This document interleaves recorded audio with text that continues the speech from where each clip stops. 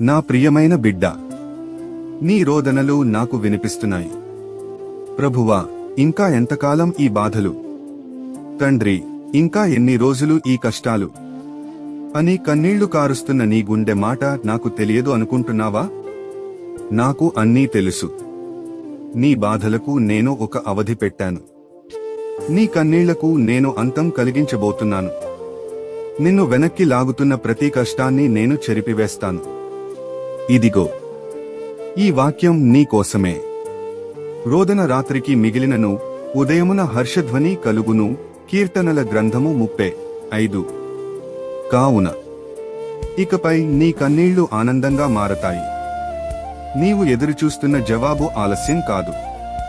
నేను త్వరలోనే నీ జీవితాన్ని మార్చి నిన్ను ఆశీర్వాదములలో నిలబెడతాను.